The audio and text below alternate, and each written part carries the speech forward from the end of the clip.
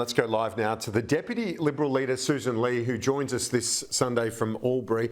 Thanks for your time. We've seen this full court press from the federal government in the last couple of months. They got that AUKUS legislation through the US Congress. Do they deserve credit for that outcome?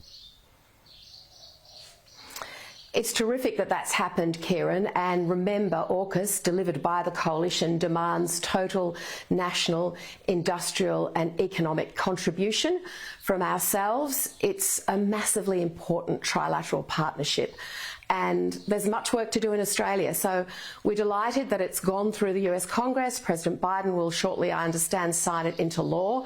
But there is work for Australia to do to step up. And in my own portfolio area of jobs and skills, building that capability so that we can have the level of technical jobs, the level of, if you like, vocational jobs as well. And that national commitment here is something that I'll be looking to the government to really, really land next year. The Prime Minister copped a bit of flack for his travel, for heading to APEC in the United States. Has this outcome vindicated him?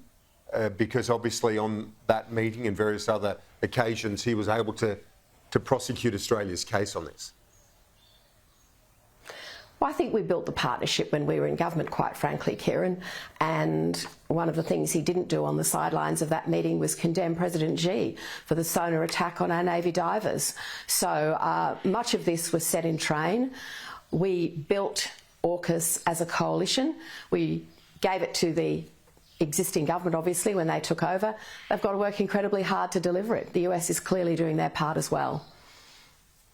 The request to send a naval frigate to the Red Sea, have you got a view, has the coalition got a view? Should Australia accede to that request from the United States? Kieran, I'm just a bit surprised when I hear the language coming from Defence Minister Miles. He said, we'll consider this in due course. And I mean, what does that really mean? We're days into this now. I'm not saying that I have the national security briefings that the government does. What I'm saying is that if there is not going to be this support for our strategic ally, the US, then we need to know why not. We can't just let this drift. Of course, the Red Sea is an important strategic passage, as are the waters closer to our region. But this is a request from our closest ally for something that is critical to world peace and our own geostrategic interests. And AUKUS underscores the strength of that alliance. So why have we not heard from the government? Why have we just heard this obfuscation? We need to have an answer. And if that's not going to be the case, that we're not going to send the warship, we need to know why not. Leading Navy commanders have said that they're ready and willing. The Trade Minister this morning, in his interview earlier with Andrew Clennell, said that generally we focus on our own region, obviously the South China Sea and closer to home. Does that not make more sense? We have sent ships to these waters before, Kieran. It doesn't really make sense to say that our own region is the only region that matters. Again, the government has the national security briefings. The government has all the information at their disposal. My simple statement is if they're not going to do this, we need to know why not sooner rather than later, and not have these statements from the Defence Minister that just seem to say, well, they don't seem to say anything at all. On the UN resolution calling for a ceasefire in Gaza, Australia isn't alone, is it, when it comes to comparable nations? We saw that statement that was issued by the Prime Minister along with his Canadian and New Zealand counterparts, but other like-minded nations as well, that back Israel's right to defend itself, and very clear on that, but also would like Israel to minimise the number of civilian deaths. Is that not a reasonable position for Australia to take? We all want to see the numbers of innocent lives lost reduced, and we all want to see humanitarian aid reach the people of Gaza. There is no question about that.